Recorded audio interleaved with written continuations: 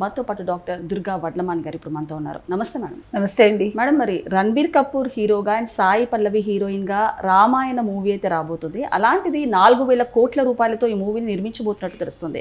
అంటే ఒక పెద్ద బడ్జెట్తో అయితే ఎప్పుడు లేని విధంగా ఈ మూవీ అయితే రాబోతుందని చెప్పొచ్చు. మరి ఏ విధంగా ఉండబోతుంది అంటారు ఈ మూవీ? అంటే మనకి మరల నదేల రామాయణం వర్ణ అని అడుగుతారు ఎవరిని, విశ్వనాథ సత్యనారాయణ గారిని రామాయణ కల్పవృక్షం రాసినప్పుడు అడుగుతారు. ఓకే, అంటే ఆయన దానికి బదులుగా ఆయన అంటారు, మనం తినే అన్నమే రోజు తింటున్నాం, కట్టుకునే బట్టలే రోజు కట్టుకుంటున్నాం, అట్లా చేసిన పనే చేస్తున్నాం.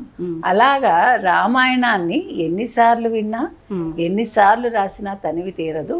అంటే అది రామాయణం గొప్పతనం. ఓకే, అంటే మన ఇతిహాసాలు పురాణాలు మీరు తీసుకుంటే ఇప్పుడు వింటే భారతం వినాలి అనేది ఒక నానుడు ఉంది. అలాగే రామాయణం అంటే మనం జీవితాన్ని వడగట్టి తెలుసుకోవాలనుకున్నా, జీవితంలో ఎలా ఉండాలి ఎలా ఉండకూడదు అనేది తెలుసుకోవాలన్నా రామాయణ భారతాలు చదవాలి. అలాగే రామాయణ భారత సినిమాలు చూడాలి. అంటే రామాయణం మనకు తెలుసు, మనకి సంపూర్ణ రామాయణం ఉంది, శ్రీరామ పట్టాభిషేకం ఉంది, పాదుకా పట్టాభిషేకం, ఇట్లా చాలా సినిమాలు మనకి తెలుగులో వచ్చాయి. అసలు పౌరాణికం అంటేనే తెలుగు, తెలుగు అంటేనే పౌరాణిక సినిమాలు, పౌరాణిక పాత్రలు. అందులో ముఖ్యంగా మన ఎస్వి రంగారావు గారు, నందమూరి తారక రామారావు గారు, కాంతారావు గారు, తర్వాత శోభన్ బాబు గారు కూడా చేశారు, హరినాథ్ గారు చేశారు, హీరోయిన్స్గా అంజలీదేవి గారు, తర్వాత ఎవరు చంద్రకళ గారు, తర్వాత తీసుకుంటే మనకి గీతాంజలి గారు చిన్న వయసులోనే ఆవిడ సీతగా వేశారు, రామారావు గారి సినిమా అది వాళ్ళ డైరెక్షన్లో. ఇట్లా ఇంకా రామారావు గారు అయితే తర్వాత తరంలో మనం చెప్పక్కర్లేదు. ఒక కృష్ణుడన్నా, ఒక శివుడన్నా, ఒక రాముడన్నా ఆయనే పెట్టింది పేరు.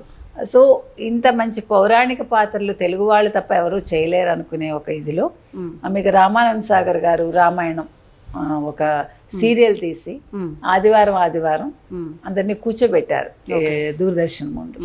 చెప్పాలంటే అంటే ఒక ఊహించని ఒక పెద్ద విజయం అన్నమాట. అంటే తెలుగు వాళ్ళు ఏ భాషలోనైనా రామాయణాన్ని ఆదరిస్తారు.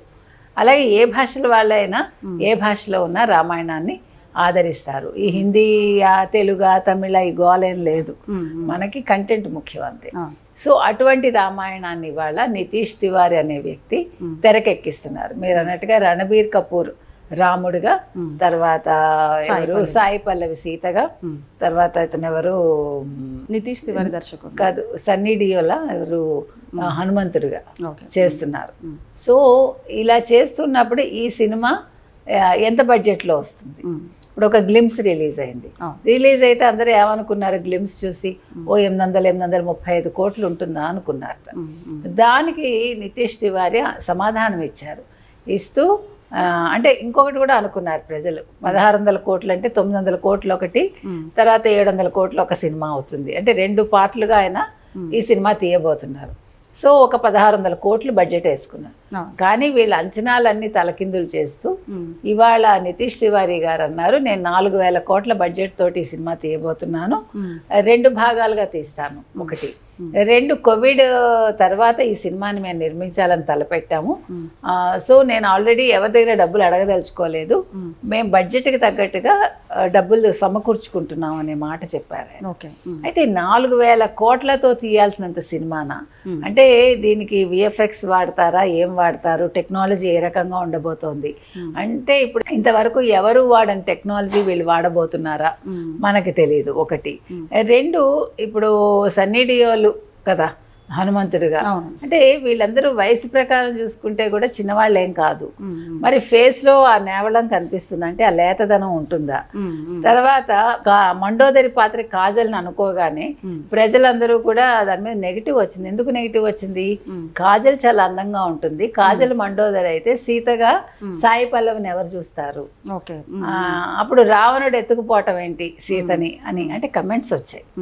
అప్పుడు వెంటనే ఇప్పుడు మండోదరి పాత్ర కాజల్ కాదు వేరే వాళ్ళని తీసుకున్నారని మనకు తెలుస్తోంది. నేను అనేది ఏంటంటే క్యారెక్టర్స్ చాయిస్ అనేది ఎంతవరకు కరెక్ట్ అంటే ఇది ప్రజలు అనుకుంటున్న మాట. బికాజ్ మనకి రామాయణం అనేది తెలుగు వాళ్ళకి చాలా ప్రత్యేకం. మన హీరోలు వేరు, మన హీరోయిన్స్ వేరు, మన వాళ్ళు తీసే విధానం వేరు. చెప్పాలంటే బాపు గారిది ఒక స్టైలు, రామారావు గారిది ఒక స్టైలు, ఇట్లా రకరకాల మంది రకరకాలుగా తీశారు, తీస్తారు కూడా. మరి ఈ నేపథ్యంలో ఈ క్యారెక్టర్స్ వీళ్ళని ఇంత బడ్జెట్ పెట్టి వీళ్ళని హీరో హీరోయిన్స్గా పెట్టి ఒక రామాయణం తీసినప్పుడు దీని మీద అంచనాలు చాలా ఎక్కువగా ఉంటాయి కదా. ఇప్పుడు ఆయన సక్సెస్ చేస్తాను అని అంటున్నారు, మంచిదే సక్సెస్ అయితే. ఇప్పుడు ఎవరైనా కూడా ఇండస్ట్రీ ఏ ఇండస్ట్రీ అయినా బాగోవాలని అనుకుంటారు. ఈరోజు అసలు ఒక 1000 కోట్ల బడ్జెట్ ఏది బాహుబలి విడుదలయ్యాక 1200 కోట్లు దానికి ఆదాయం వచ్చింది, అందరికీ తెలుసు. బాహుబలి ద్వారా అంతర్జాతీయంగా తెలుగు సినిమాకు ఒక గుర్తింపు వచ్చింది.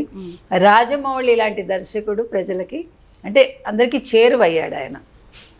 ముఖ్యంగా ప్రభాస్ హీరోగా ఉండడం ఆ సినిమాకి అన్ని రకాలుగా కూడా ప్రజాదరణ దక్కింది. సో ఇప్పుడు అంతకు మించి అంటే తెలుగు సినిమా బడ్జెట్లే ఈరోజు హయ్యెస్ట్ అని అనుకుంటూ ఉంటే అసలు తెలుగు సినిమాని మించి ఈవెన్ బాలీవుడ్ కూడా లేదు. ఇప్పుడు బాలీవుడ్ నటులే తెలుగు సినిమా మీద కొన్ని రకాలుగా కమెంట్స్ చేయడం, వీళ్ళు ఎక్కువ బడ్జెట్ పెట్టకపోయినా కూడా వీళ్ళకి 600 కోట్లు వస్తున్నాయి, 800 కోట్లు వస్తున్నాయి, 1000 కోట్లు వస్తున్నాయి వీళ్ళ సినిమాలకని వాళ్ళు మాట్లాడుకోవటం కూడా జరిగింది. అంటే ఈరోజు సక్సెస్ అనేది బాలీవుడ్లో తగ్గిపోయింది.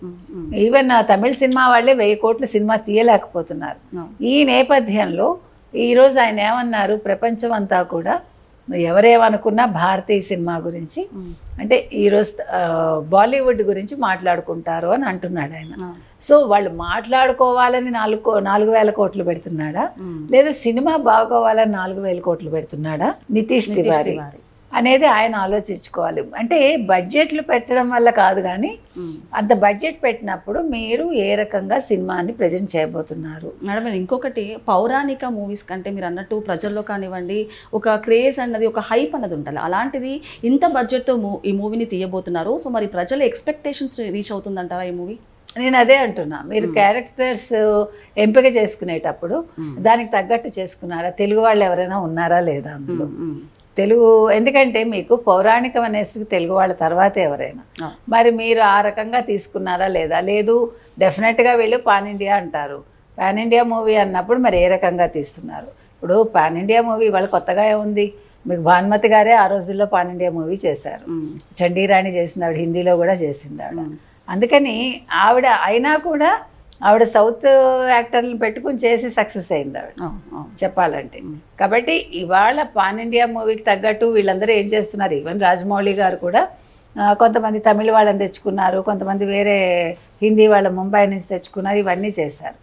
కాబట్టి అంటే మీరు ఒక సినిమాని ఇన్ని భాషల్లో చేయాలి అనుకున్నప్పుడు మీరు తెలుగు వాళ్ళతో తీస్తే సక్సెస్ కాదా?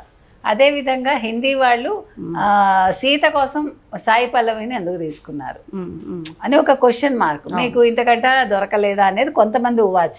అంటే సాయి పల్లవి బాగా చేయొచ్చు, అమ్మాయి గురించి ఏమీ నెగిటివ్ లేదు, కానీ మీకు గుర్తుంటే కనుకైతే కొన్ని పౌరాణిక క్యారెక్టర్స్ కొంతమంది సూట్ కారు అనే ఒక అభిప్రాయం ఉంది. ఆ అభిప్రాయంతో మనం ఈ మాట మాట్లాడుతున్నాం. కాబట్టి ఇవాళ సాయి పల్లవి, రణబీర్ కపూర్ ఈ సినిమాని ఎత్తుకుని సక్సెస్ చేయగలరా?